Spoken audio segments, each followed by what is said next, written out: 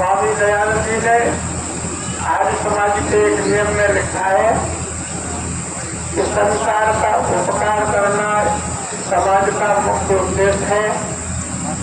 अतः शारीरिक, आत्मिक और सामाजिक उन्नति करना। शारीरिक उन्नति सबसे प्रथम उन्नति है। अगर सही शारीरिक उन्नति आपने प्राप्त की है तो आप अन्य उन्नतियों को भी प्राप्त कर सकते हैं। और अगर शारीरिक क्षमता आपकी है और आपके पास शारीरिक उन्नति नहीं है तो आप अन्य भी उन्नति नहीं कर सकते। वैसे हमारे आचार्य पंकज जी का जो प्रयास है आदमियों को आर्यवीर बनाना, ये बहुत ही उनका सराहनीय कार्य है। और मैं तो बार बार उनकी प्रशंसा सामने ही नहीं पीछे भी करता हूँ। और देखिए आर्यवीरों,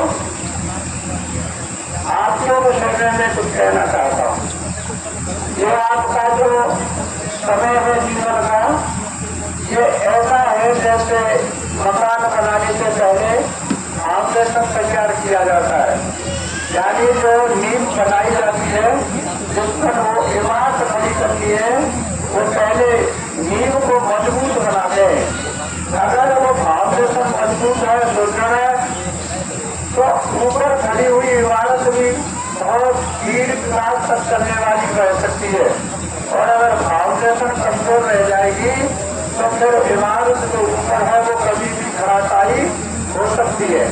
इसलिए ये आपका जो जीवन काल है वो जीवन का एक फाउंडेशन है। आप इसे जितना भी मजबूत और शक्तिशाली और सुदृढ़ बना लेंगे, आगामी जीवन आपका उतना ही सुखी और संपन्न और उन्नत हो सकेगा। अगर यहाँ कोई आप में कमी रह गई तो आगामी जीवन में आप कमी के लिए सदा पछताते रहोगे और दुख पाते रहोगे। इसलिए इस फाउंडेशन पर ध्यान रखना है। इस तरह आपका जो कर्तव्य है, केवल 2 प्रकार की शक्ति आपको अर्जित करनी है। और ये 2 प्रकार की शक्ति आप 24 वर्ष के काल तक आपने अर्जित कर ली तो फिर 80 वर्ष आगे आपकी आयु बहुत ही सुख संपन्नता से और शांति से और यशस्वी जीवन जीते हुए कटेगी। और अगर इस काल में आपने भूल कर दी तो फिर 80 साल आपको रोना पड़ेगा। और वो 2 चीज आपको क्या इकट्ठी करनी है, एक विद्या इकट्ठी करनी है और एक आपको बल इकट्ठा करना है।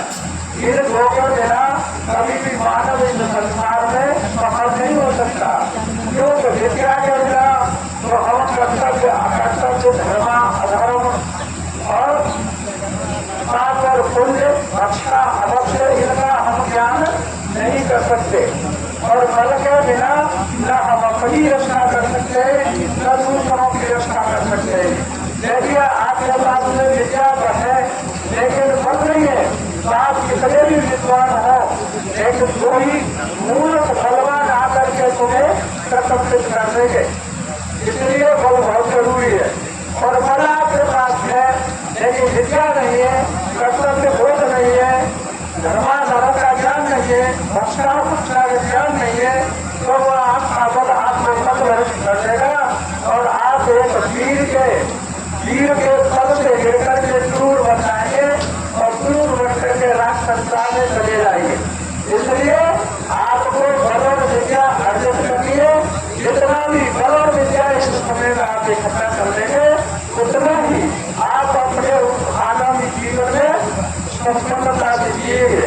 लेकिन इसके साथ साथ जब बल और विद्या से अगर जब प्राप्त नहीं होता है तो भी बल और विद्या हमें सुख नहीं दे सकती। इसलिए इन दोनों के साथ में एक गुण और आपको अर्जित करना है। वो गुण ऐसा गुण है जिसके न रहने पर हजारों गुण व्यक्ति में हो, कोई भी चमक नहीं सकता और कोई भी यश प्राप्त नहीं करना सकता। और वो कोई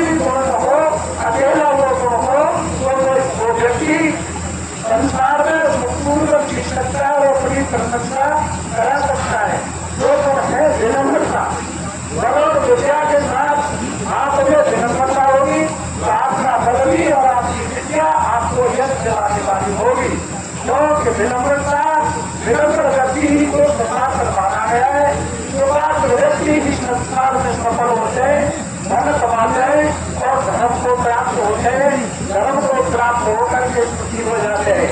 इसलिए मैं ज्यादा न कहते हुए केवल यही कहूँगा, आप सतर्कता से इस जीवन को बहुत ही ज्ञान और तप के द्वारा विद्या और बल को अर्जित करके निरंतरता को साथ लगा करके अपने जीवन को धन्य बनाए, भारत की संस्कृति की रक्षा करें और आगे वाले जो कष्ट जो आचार्य जी और सभी आपको रास्ते बताते हैं उन दुखों से उन धन्यवादों से बचने के लिए सतर्क रहना है।